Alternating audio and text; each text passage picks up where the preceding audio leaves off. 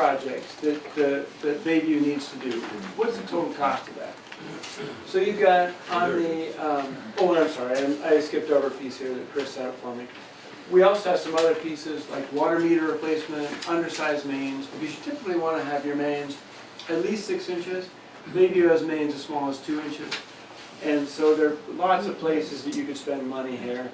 And that's really a question to the board if they want to add some of that to the overall project planning. Maybe you don't do it as part of this, but you do it in the next 20 years, and we try to figure out how to sequence that, how to phase it. We live out there at Cape Horn, and like every place I've looked, they've got the big 1-inch meters. The whole city of Coeur d'Alene has got 3/4, 5/8 meters.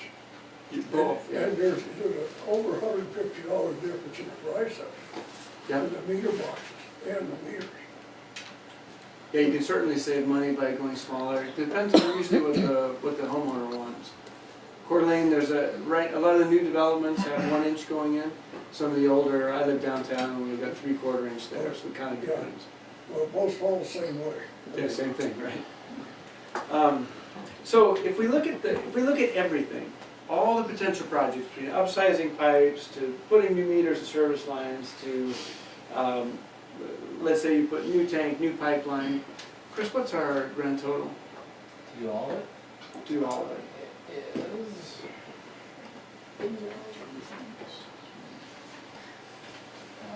It's 10 to 12 million. So 10 to $12 million worth of projects that Bayview could do over time.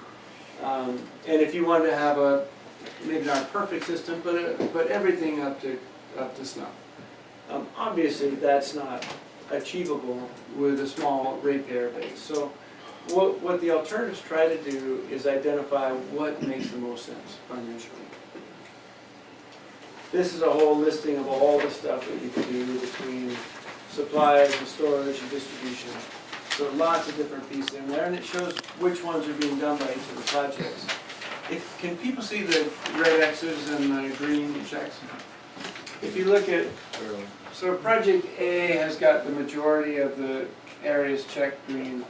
Project B has a few less, and then more red X's. C has more red X's. D, of course, has all red X's because you're not doing anything. And then E is similar to B. So we're trying to knock off the really big items here, but not spend as much money as, not spend everything. So with these new costs, we've got a couple different funding sources. One of them is DEQ, the Department of Environmental Quality. They're the ones that originally were going to fund the bond. They are offering a 1.75% for 30-year loan agreement. The other one is USDA Rural Development. They offer 3.5% for 40 years. So higher interest rate, longer term. And because of that, because the longer term, rural development and DEQ are not that much different, but you're paying for an extra 10 years. We have not looked at any grant money here. Sorry about that. We haven't looked at any grant money because DEQ originally had some grant money. They pulled that back. There's about $89,000 that they're offering in principal forgiveness versus the $330,000 versus originally $330,000. So this just looks at the full amount, and there may be opportunity to get more grant money. Rural development does not have any grant money available to Bayview. The incomes here and what they call the median household income is too high. Cheryl? I thought DEQ wasn't giving any loans because we don't own our wells and our tank. So that's another issue, right? Well, I was a huge issue. Yeah, so DEQ wants to make sure you have control over your wells and tank for the term of the loan. So we talked a little bit about the life of the tank. Will it last long enough? The other piece is the leases. So your leases on your wells and your tanks expire in 27? 27, 24 for one of the wells. That's right, one well is 24, but that's the Parks well. The Navy's So, yeah. willing to give us a 99-year lease.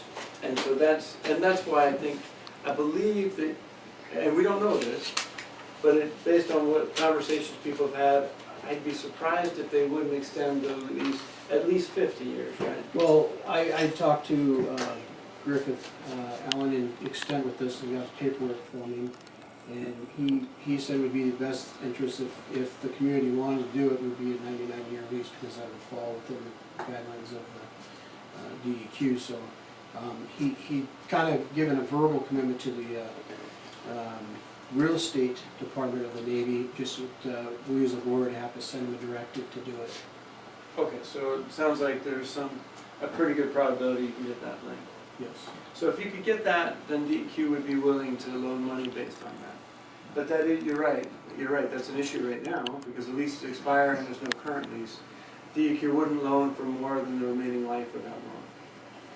The other thing to point out up here too is, Athol elected to go with the USDA loan, for their project, which was somewhat similar to ours. But they're paying twice the amount of interest that, the DEQ is offering. And really, when you look at 1.75%, that's basically the rate of inflation, so basically that's in essence a zero cost, percent interest loan. When you It's- factor in inflation. And you get that partly because it's a Revolving little bit of a fund. hardship loan. So DEQ's got a tiered interest rates, and they've given you one of their best, which is good. So when we look at those, the costs have jumped up, and that means that the monthly rate has jumped up. And again, no grant money included in here. But assuming you have 475, what we call equivalent connections, or 475 bond payers, that project A for 30 years at DEQ ranges from $23 to $27 a month. For rural development, that would be $25 to $29 a month. So a big increase there.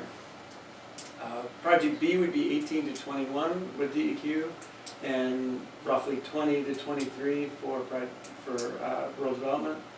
Project C is about $14 to $17 a month with DEQ, and $16 to $19 a month with rural development. And then Project E is about $25 to $30 a month with DEQ, and $27 to $33 a month with rural development.